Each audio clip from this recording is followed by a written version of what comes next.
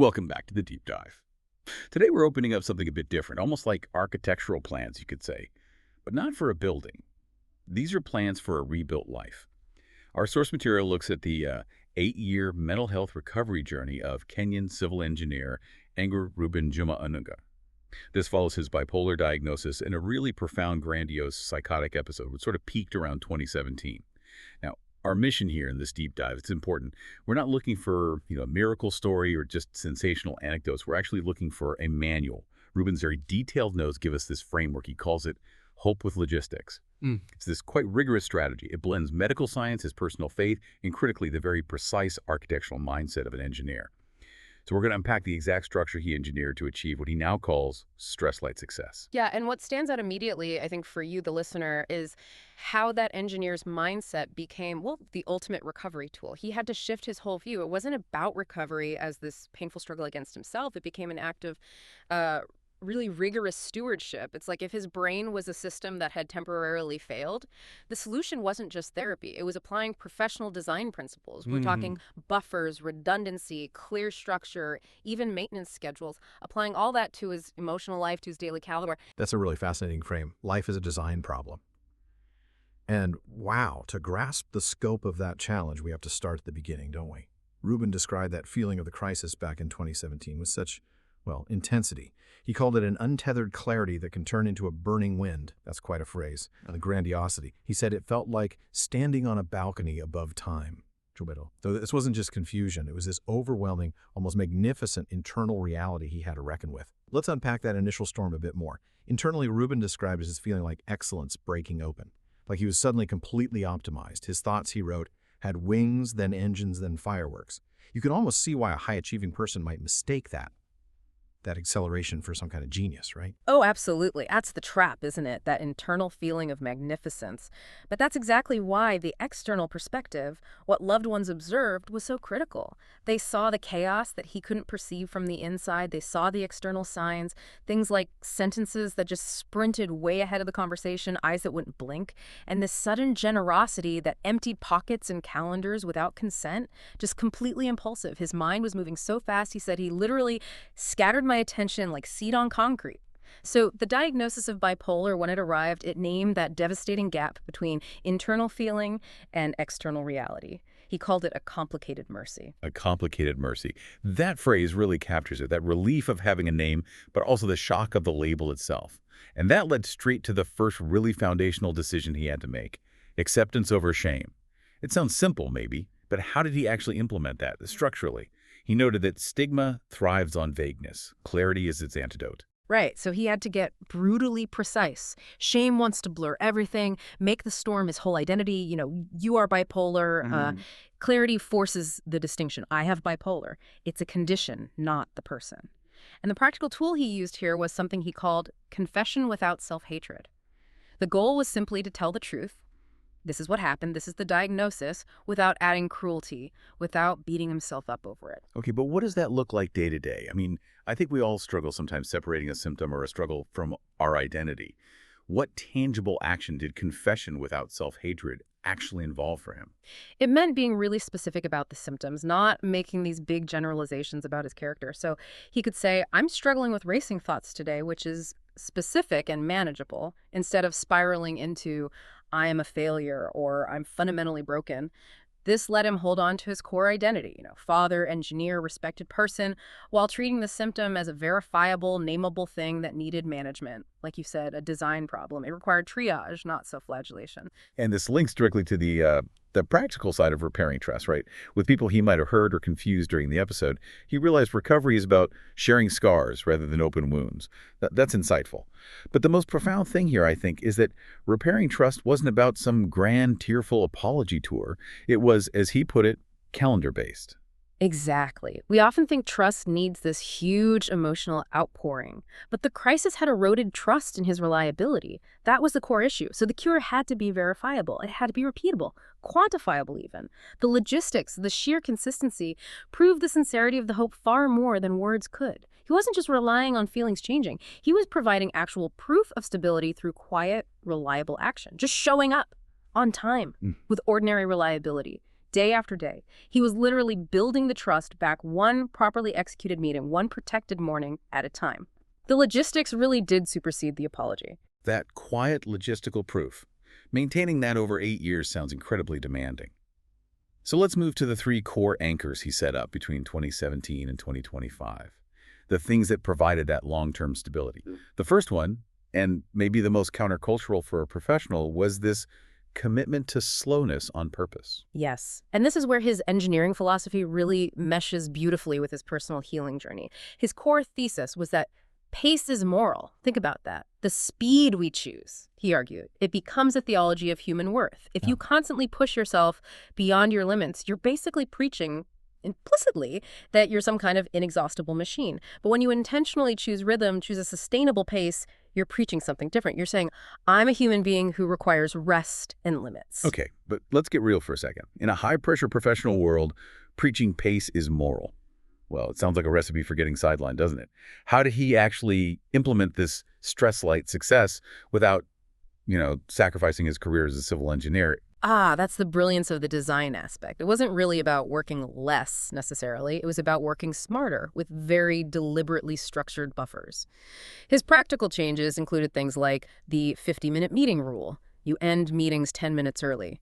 Not just to quickly check email, but to build in a required buffer, a pause between potential stressors.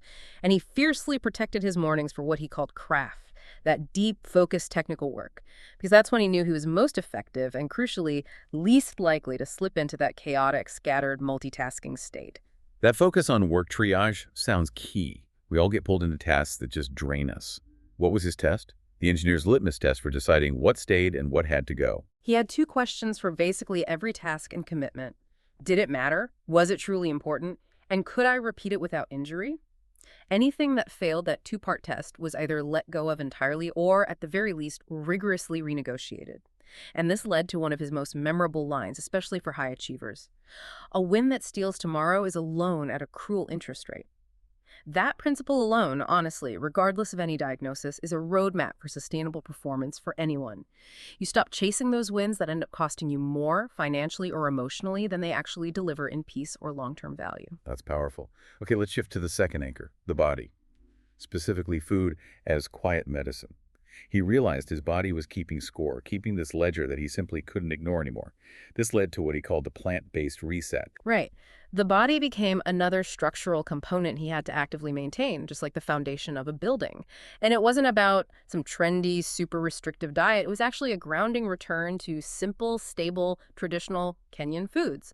Things like endengu, which are mung beans, sukuma wiki, that's like collard greens, millet, other beans, very staple foods. Right. The focus was purely on stability and getting those essential nutrients, B vitamins, fiber, omega-3s that support brain health and overall equilibrium. Again, the discipline question comes up. How hard is it to maintain that kind of covenant, as he called it, when external stress inevitably hits?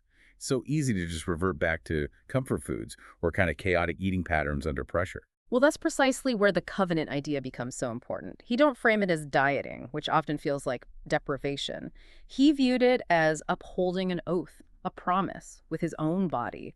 The rule became treating sleep like medicine, non-negotiable, and food as an equally non-negotiable part of his daily structure. Peace, for him, literally had ingredients.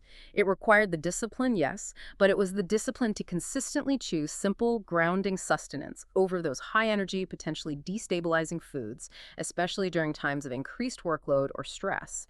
It was preventative maintenance. Makes sense. And then the third anchor, faith, but integrated very specifically as architecture. He really insisted on this both-hand approach, making sure faith and rigorous medical science could walk side by side, not in opposition. Exactly. Faith provided the frame for the house, you could say. It defined the limits and gave a sense of purpose. He started viewing limits, things like needing enough sleep, sticking to medication, maintaining boundaries. He saw them as love in structural form. They weren't punishments or signs of weakness. They were protective design features, essential for stability. And crucially, he practiced Sabbath, not as just an escape from work or the clinic, but as a weekly confession that I am not God, a deliberate letting go of the illusion of total control. I think that's a really key distinction. How did he make sure that integration felt seamless, though, So that prayer didn't feel like it was trying to replace professional medical help. He was very intentional about seeking out communities, faith communities, support groups that explicitly allowed for both prayer and a plan. The prayer provided the theological grounding, that acceptance of limits, the surrender, while the plan encompassed all the practical things: medication, therapy, the logistical buffers, the food, the sleep we've discussed. They weren't separate. They actually reinforced each other. The structure of faith, in a way, supported the vulnerability needed for clinical adherence and the discipline for the logistics. So, now let's maybe pivot slightly to the architecture of support. The practical tools that are really essential for any listener, frankly, dealing with high stress or vulnerability. Therapy, he said, provided the key ring of tools, not just one single master key that solves everything. Right, a whole set of tools. And a big one on that keyring was mastering the process of identifying triggers, moving those early warning signs from being these kind of hidden enemies to being more like traffic lights, things to pay attention to. Can you share some of the specific signs he learned to spot? Yes, and these were often quite insidious because they could disguise themselves as something positive initially. So decreased sleep wasn't just, I'm tired. It could feel like I'm being super productive. Racing thoughts weren't just speed. They could feel like I'm having profound revelations. Impatience wasn't just frustration. It could feel like I just have exceptional clarity. And of course, impulse spending was a major red flag for him. He had to train himself and, crucially, train his family to heed those traffic lights immediately. Not dismiss them as temporary boosts or just character quirks. They were verifiable structural warnings that the system was under strain. Recognizing the signs yourself is one challenge, but getting your community, your family involved, that's the real architecture challenge, isn't it? How did he manage to turn family and friends into actual scaffolding and guardrails, as he put it, without completely burning them out? This is where that engineering discipline gets applied directly to relationships, and it's quite remarkable. The most powerful tool was something they called the family playbook. This was literally a documented, calm, clear plan, written down during daylight hours when he was stable and thinking clearly, specifically for use at midnight, potentially during a crisis. It detailed exactly who to call first, who had which emergency numbers, and the practical logistical steps needed to make the house environment calmer and safer. Things like dimming lights, reducing noise, protecting his sleep schedule above all else. Wow, that's pure engineering applied to domestic crisis management. It takes the decision-making burden out of the heat of the moment, out of the emotional chaos. And they also made a conscious effort with language, didn't they? A critical language shift. Absolutely crucial. They deliberately moved away from accusatory language, which so often sounds like, what's wrong with you? Very blaming. They shifted to descriptive observational language. What's happening in you? Much more supportive and less judgmental. And furthermore, they consciously adopted the pronoun we during difficult patches. How are we managing this? What do we need? He. That simple shift signals shared responsibility. It takes the immense burden off the individual experiencing the crisis. It basically transforms the environment from feeling like an interrogation room into more of a shared command center. We're in this together. The power of logistics really comes through there. Yeah. Because love, when it's strongest, often isn't dramatic or flashy, is it? It's just logistical. Precisely. We tend to romanticize grand gestures, big emotional moments, but the support that actually keeps the structure standing day to day is often incredibly quiet and unsung. It's friends showing up consistently with meals, no fuss. It's someone guarding his essential sleep schedule.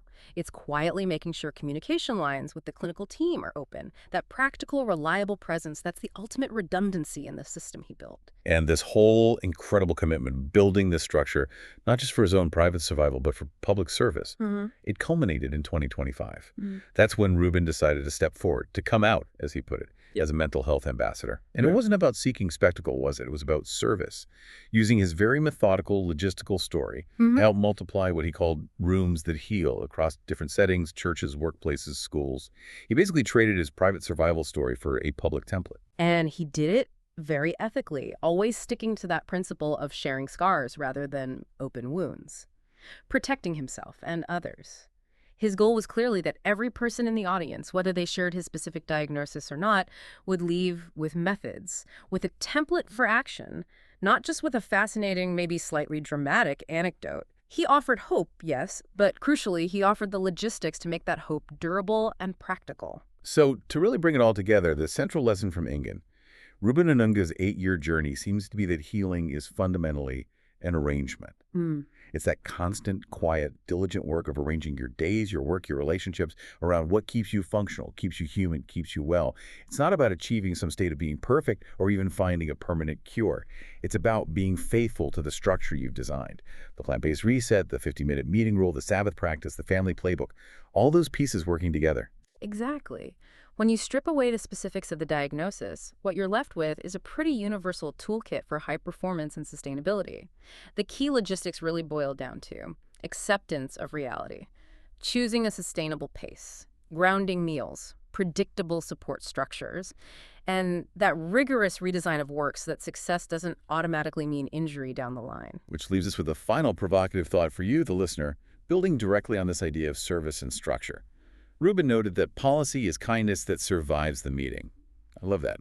The challenge he sort of implicitly presents isn't just to manage your own life better through sheer individual discipline, which is hard enough, goodness knows, but it's actually to build structural kindness into your environment. Yeah, think about your team at work, your family system, maybe your community group. The goal is to build structures so that the very systems you inhabit start working for sustainability instead of actively working against it, which they often do. So maybe ask yourself this. Which small boundary?